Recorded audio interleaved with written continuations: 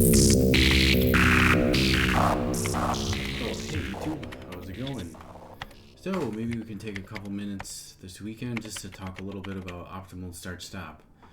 So this optimal start equations is based out of a paper by Pacific National Laboratories, something published somewhat recently. It's pretty good. It goes into a little bit about the backstory behind optimal start.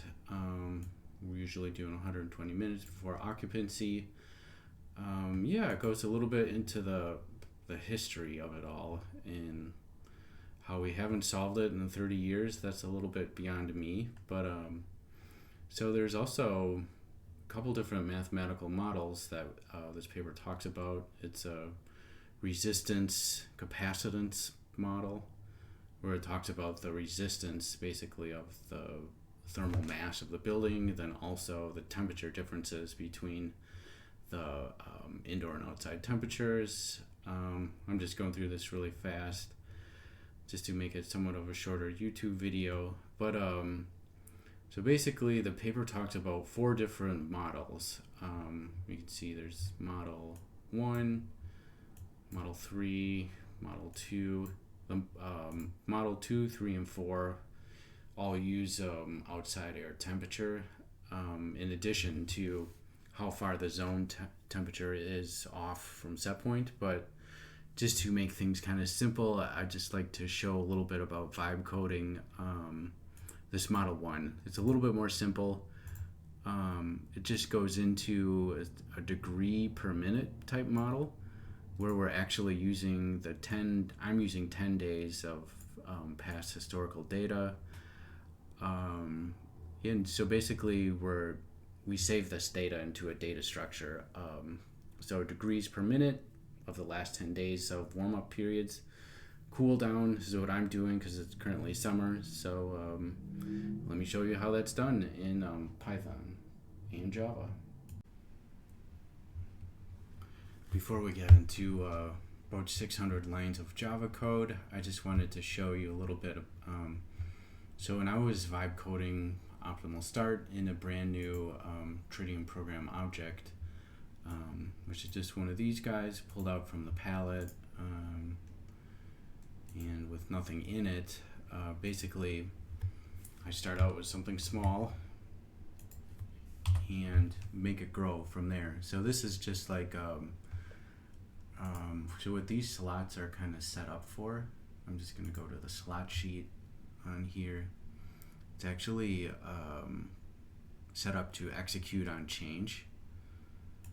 So just going back into this is just like a simple add block. So we just have two simulated values, which is like a sine wave feature. So we got like 80 and 130, and then this is a trigger-based logic. So if I trigger this to true, we see our block updating right here. So it's just updating the sum. So every time we set this Boolean input update now, it's going to take these 2 values, and they're constantly changing. Then it's going to update. Do one more time just to show you our previous value was 275. Now we're going to update these again. Hit OK. Now we're at 111. So this is basically where I started. Google Gemini, which I'm using right now instead of ChatGPT, made this little block for me, and it's just something I can trust. And I think it's important that this for me right now and where I'm at in my career is just like I trust this Niagara framework. So it's just like it's the framework that I have trust. I want to start in something small and simple, and then I'll let it grow into something a little complicated and 500 lines of Java code later. So let's dive into that next. All right, so this is the working product that I have. It took me a little while to get here. It took me about a week or 2 weeks vibe coding a little bit every day. I've had several different versions of this and slowly building up. I think there's about 10 versions altogether and I'm officially documenting this version 4, which I'll put on the GitHub repo too, including some notes in the GitHub README. So just to get back a little bit, in Kit Control, Niagara does have their own optimal start block, which is about, if you go to decompiler.com and you put this jar file in decompiler, you can see the code. It's about 700 lines of Java. I'm at about almost 600 to make this work based off of the PNNL's Model 1. But basically, Niagara's version that comes with the platform, I think this code is about 20 years old. It does have some adaptive features where you can flip between a heat mode, a cool mode, a start enable. There's also doing optimal stop, which I'm not doing. And you wire in the schedule's next event time, the next event value, also an outside air temp, which I'm not using, but I'm also doing, also the space temp. And there's also like a target space temperature set point that you set internally in this block, and it'll give you some debug, some status string points and a message down below. So I'm kind of mimicking kind of the design of this block. I think who originally wrote it, maybe 2005 range, I assume. I think they did a really good job for the time. Even with the adaptive tuning features, it doesn't go into having a historical data cache that we're doing adaptive tuning on. It's just only one parameter, but I think they did a good job at attempting it to work. I personally have had some issues with this block, enough that with some vibe coding experience, a PNNL paper, I'm just going to make my own. And plus we can probably outdo the performance of it too. So without further ado, let's get into that. So this is my block, which I'll also include as a bog file. So you can just drag these through your user home. It'll come through like this, and with some default logic that you can copy and paste right into your Tritium project. And also on my production system, what I'm dealing with is Boolean schedules. So they're either true or false, occupied, unoccupied. So it's a Boolean schedule, but if you're dealing with enumerated schedules, let's say you're on a JCI system and they have awk, unawk, not set, or standby, there might have to be a little bit of refactoring that you'll have to do to accommodate that, but it shouldn't be too much work. So basically, just like you could in the Tritium's default, I'm wiring in a schedule next time, a schedule next value, zone temp, outdoor temp, target temp set point. Then I also have my own print logs to console, which I'll show you in a second. And then also like a maximum of minutes loud. So this is just a setting that I'm only doing minutes. So basically, if the building automation schedule is set to run from 8 a.m. to 4 p.m., I'm defaulting to 90 minutes. So I'll allow 90 minutes to around this value right here, 90 minutes before this building automation schedule goes true, that this logic is actually doing something, rather than having equipment running at 2-3 in the morning, which optimal start stop gets a lot of complaints about, that no one has tuned it. I find it very hard to tune the ones that are built into the BAS. So yeah, and like another thing that I think is worth pointing out, even the PNNL white paper even states that the Monday morning issue, the latest and greatest research, They haven't solved that yet. So like when the building sits unoccupied all weekend and it can be very cold or warm outside, extreme conditions, there could be a lot of thermal mass that needs to be heated up or cooled down. And even the greatest models and research that they're creating don't have that part figured out. But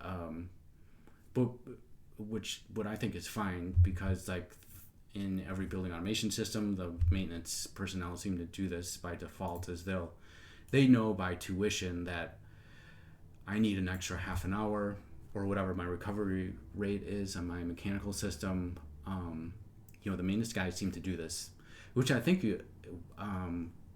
we should just leave that in there. Like if the mathematical models cannot handle this, we're always looking at this next schedule event time and this time that we're starting for the building to go occupied anyways. So it doesn't really matter, because when this schedule goes unoccupied, we're going to look at this next time or this one. So these schedules could all be different, and the optimal start will still be operating in a range before that. So if the maintenance guys have it dialed in that they need this amount of time to accommodate the Monday morning issue, that's fine.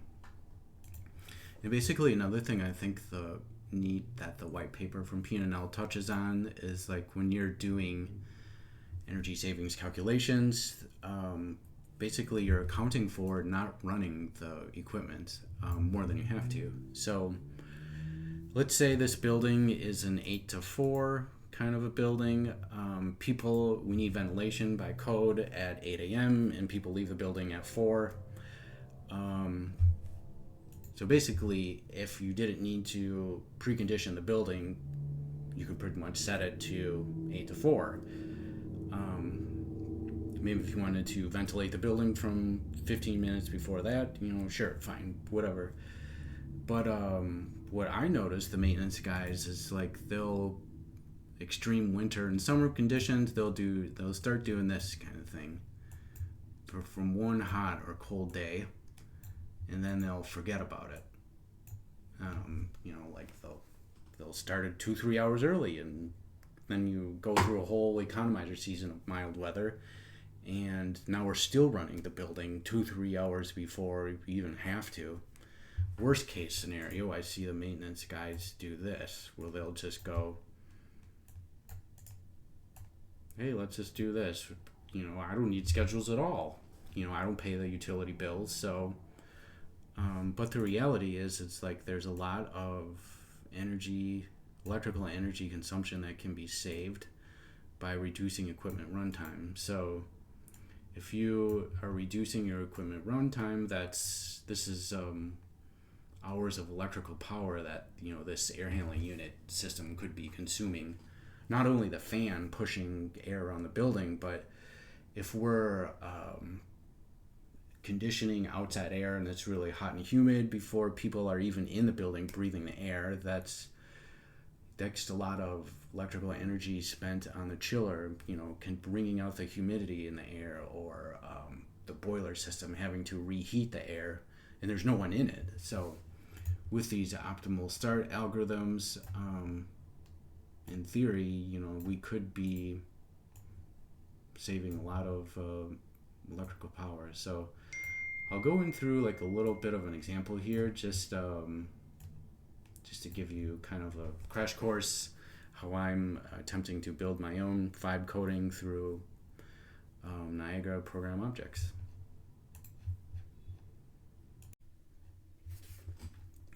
Just to talk a little bit more about the theory here. So apologize, these units are in degrees F for anyone watching overseas. 73 is typically like a zone temperature set point for a cooling season for us in the States. So like this is like a summer application. It's hot outside. It's a geothermal system filled with heat pumps. This is a heat pump zone, so this optimal start algorithm could be applied to every heat pump in the building. Will have its own optimal start algorithm to basically conserve as much electrical energy as we can. So it's 6 a.m. right now. The building starts up at, I think we're like around 8 a.m., but I just wanted to show you a little bit how this algorithm works. So the zone is pretty warm. The building was warm all night long. So we're almost at 70, 8.5 degrees Fahrenheit. So this optimal start block started here at 6 a.m. It was allowed to run. Heat pump turns on, and you can kind of see this nonlinear recovery rate, basically, that it took to cool the zone down to 74. This is the elapsed minutes. So basically what the algorithm does, that's all written in Java in the program object block, is that when this equipment starts, that it records the elapsed minutes that it took to get the zone down to this variable. I'm calling this variable temp tolerance. This is something that I made up, but it's basically I can feed into the block an effective zone temperature set point from the BAS, but I wanted an additional variable here, like just in case some control systems, if you have, it'll give you a set point, but it may have like a dead band factored in there, or not. You might not know, but this zone actually will cool down even past this effective zone set point somehow. So some other control system, you could have your effective zone set point, it could be have a dead band factored in there where the temperature may never reach that. It'll get close, but it may not. So I thought having this adjustable parameter as a temp tolerance is something useful. This building in particular, the temp tolerance could be set to nothing, but having this just to stop for when the algorithm records how much time it takes for the elapsed minutes to happen, it's very important that the control system, mechanical system, can actually achieve this. And like if our elapsed minutes get screwed up, that it's not going to work. So it's very important that when you're watching the optimal start algorithms, that you're kind of documenting the recovery rate, which could be different for each zone. Even 70 of them in a building, 70 heat pumps, they could have their own unique recovery rate. And this one in particular is doing about 1/10 of a degree per minute, which is also a default setting that I put in this algorithm before it starts doing any of the adaptive process, that the first time it runs, that it's going to just attempt to calculate in minutes that I need 1/10 of a degree per minute. So it's going to run a few times. It's going to maybe overshoot this or undershoot shoot the amount of time required. So something to keep in mind when I'm implementing this is like I'm accounting for this, that it's not going to work perfect, but it's going to be constantly tuning itself to achieve that space temperature set point. All right.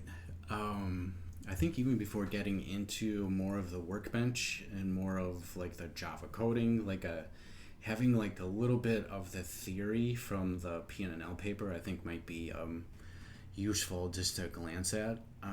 So I'm doing this in Python, which I think is like a really nice language for people to understand. It's taught a lot in like higher education, and it's for me, I love Python. That's kind of my go-to. And when I'm doing something that I think is kind of hard, I always do something in Python to understand it and then convert it to C or Java, this case, or whatever. But I think like Python's just a nice beginner-friendly language. But what happens in this in the Java code running in the Niagara program object is like we are storing an array of data. So like we talked about in the recovery rates from the last screen, it's like this previous day took a 1/10 of 0.15 degrees per minute recovery rate. the next day we did it in 0.14 or 0.16 or 0.18 and 0.15, or whatever. So just like the white paper says, we hold a consecutive amount of days, which is an adjustable parameter for the program object block. So I'm just trying 10, hoping that it'll work. So let's demonstrate that.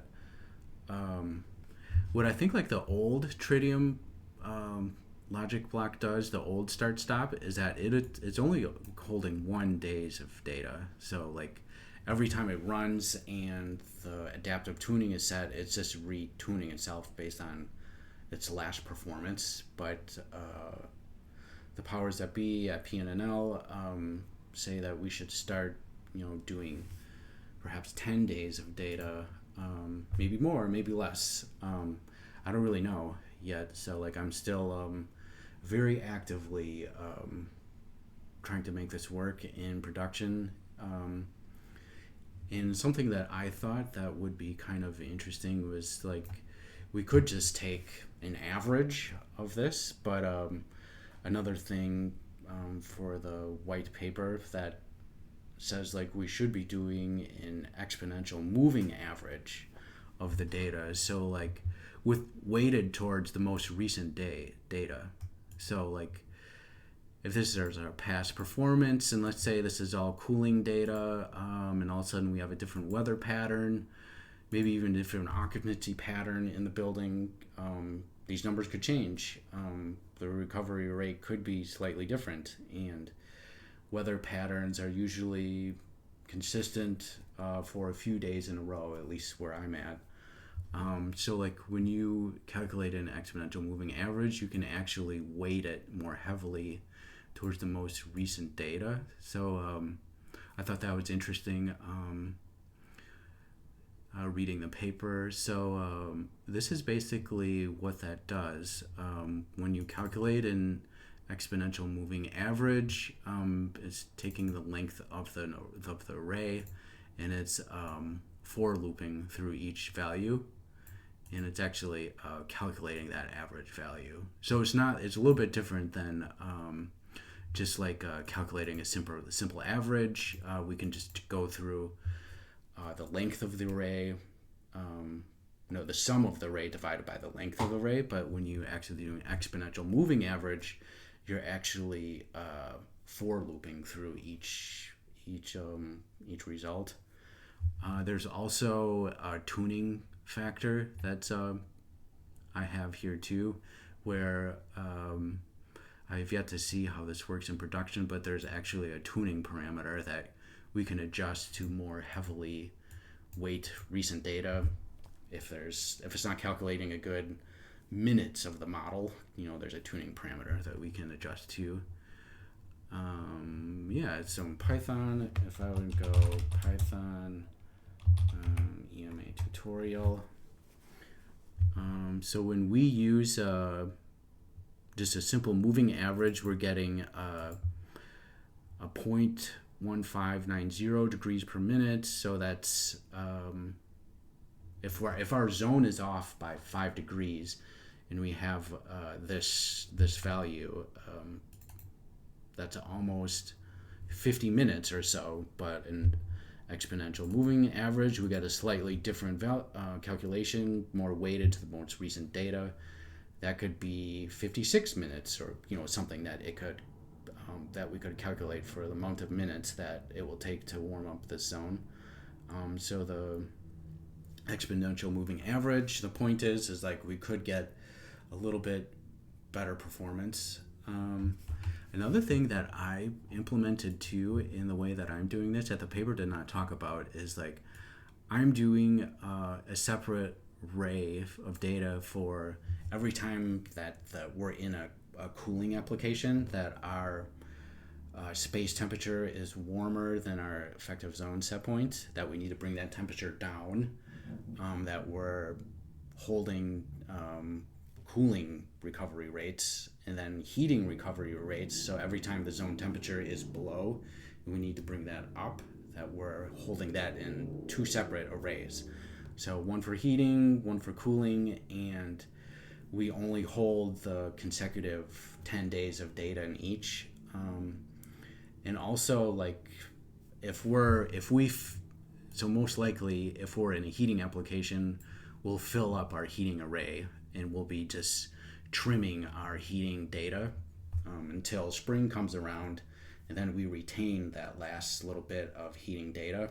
And then all of a sudden we start switching to more than likely we'd start switching to the cooling recovery rates, and start trimming our cooling recovery rates. And then by the time we need to switch back to a heating, at least the way that I'm thinking through this, that we have the most recent heating data we used the last season, which should be mild weather, because we end with mild weather, go through a summer mechanical cooling operation, then we start with mild cooling or heating data again. So like that's hopefully that makes sense. I'm still a work in progress, but that's what I'm gonna shoot for here.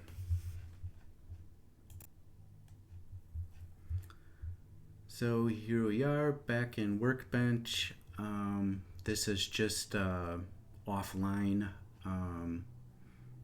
This is an office environment. It's not in a production environment. And I just wanted to maybe run through just kind of a use case, like of what it might look like in production. But I have a fake zone temperature, outdoor temperature of 55, which I have wired in here, but it's not being used. But it's there. Maybe in the future we might be using outside air temperature, but right at the moment I'm not. But here's a max minutes variable. There's also like a ton of different metrics that some of these are read only, so they're just to visualize. But on the right hand side, this will record like when the outside air temperature at the start, the zone temperature at the start, the calculated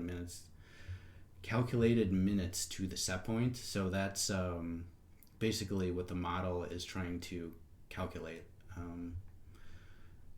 and the actual recovery rate.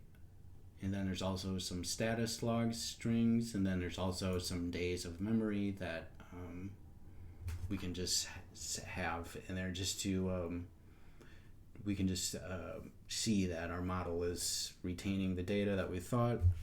And then here is actually a fake equipment schedule, which I showed to you earlier. So if you see this wire right here, that's connected to the out.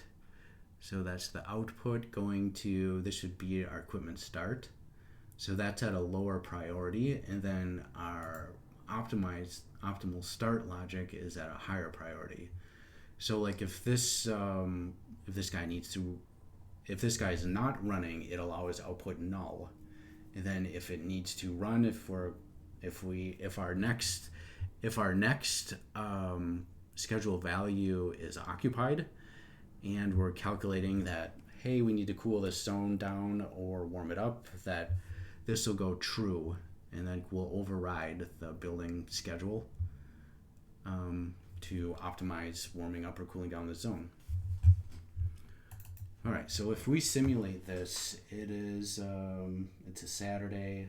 I'm doing a little bit of work on the weekend just to simulate some of this stuff, and so it's 2:57. So I'm just going to manually, let's see, if I make this 315 and put this at 310. All right, it's kind of hard to see, but this wouldn't be anything in real life. But so here's a 310 and the building ends at 315. So we're pretending that the equipment's starting at 310 and the equipment's shutting down at 315. We wouldn't be doing that in real life, but it's just for demonstration purposes. So if I hit save, I go back here. Our out value is false, so we're not occupied. We just went true. And our next value is true. So like our algorithm requires to know that our future schedule event is true, which was only 5-10 minutes into the future, and that and the next time value that is. So this is outputting minutes, and which is going into like an epoch time. This is just like more of like a computer scientist method of documenting what time it is. So it's epoch time, and we're feeding that into our block. So like if we're feeding in 80 degrees, and by default we have a recovery rate of 1/10 of a degree per minute, the default recovery rate will be let me see, where are we here? Default recovery rate is kind of hard to see on my own block. It's 80 minutes. Calculated minutes to set point is 80. So like we're well within 80 minutes of the schedule starting, because that was only 10 minutes into the future, and it being 6 degrees over our space temperature set point, our model is outputting 80 minutes.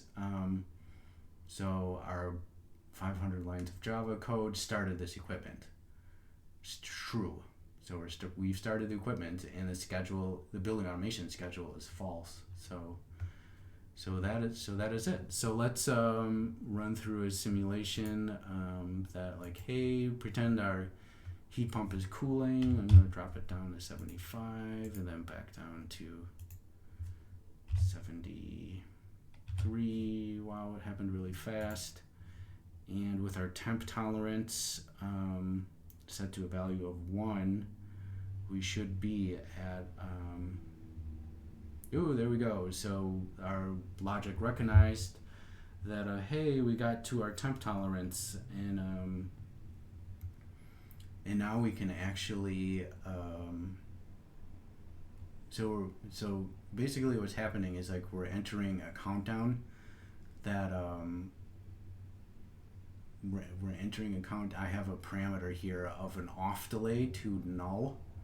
So like before we release it to the building automation schedule, that which is here, that we basically want to wait for that equipment to become occupied anyways.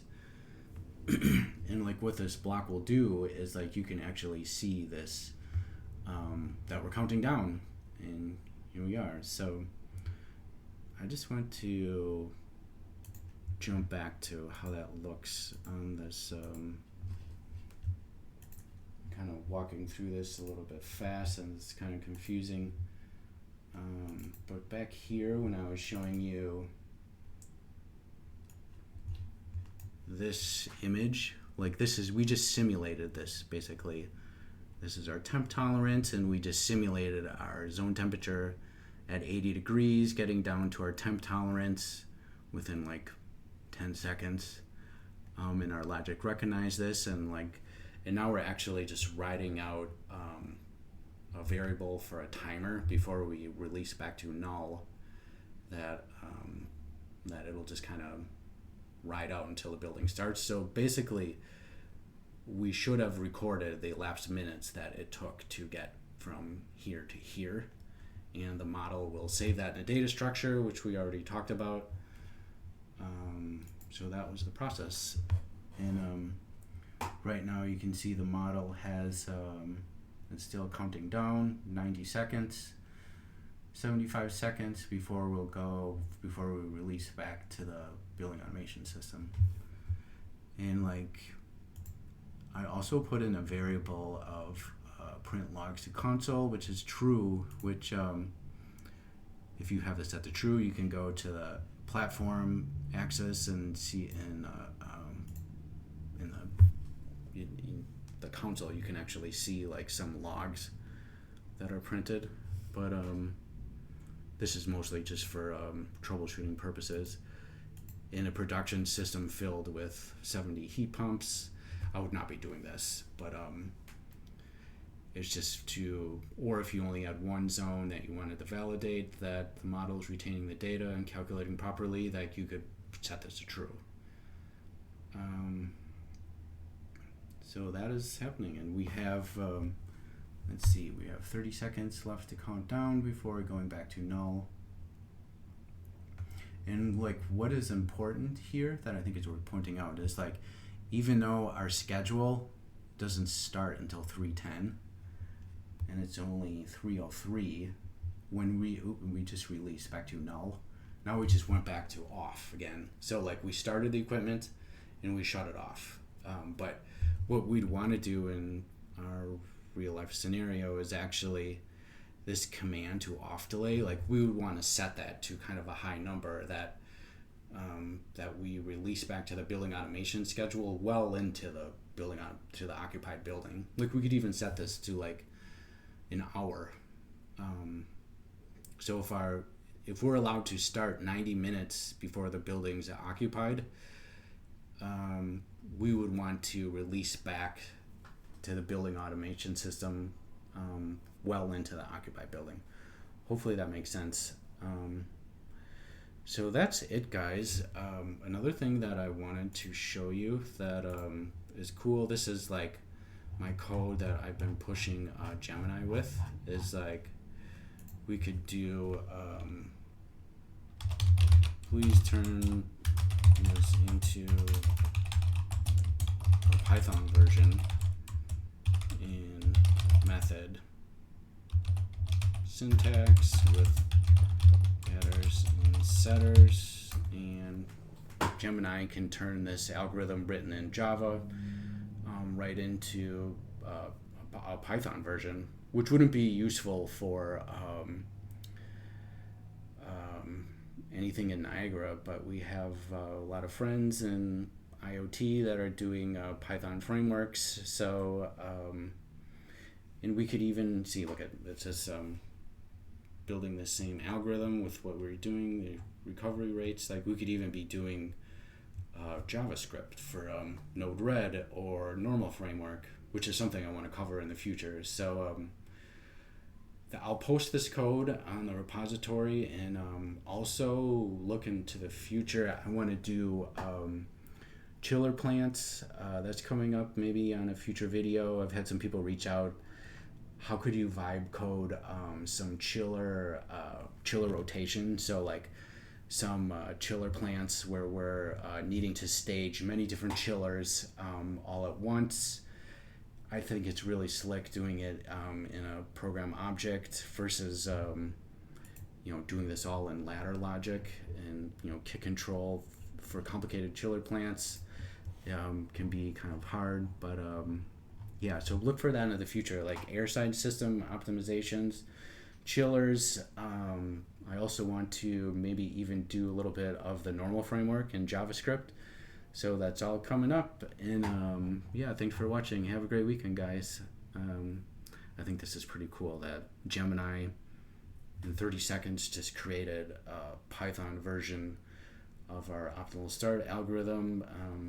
And we're still working on this, at least I am. And I think this is it's 80% there for someone doing this in Python. So good luck.